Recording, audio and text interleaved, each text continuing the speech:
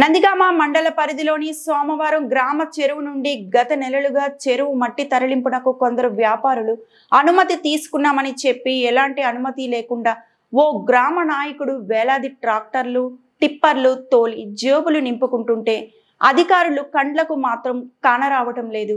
ప్రతిరోజు పగలు రాత్రి తేడా లేకుండా చెరువు మట్టిని వేలాది టిప్పర్లు ట్రాక్టర్లు తరలించినట్లు స్థానికులు ఆరోపిస్తున్నారు. ఇకనైనా అధికారులు నిద్రలేచి మట్టి మాఫియాపై చర్యలు తీసుకోవాల్సిందిగా ప్రజలు కోరుతున్నారు.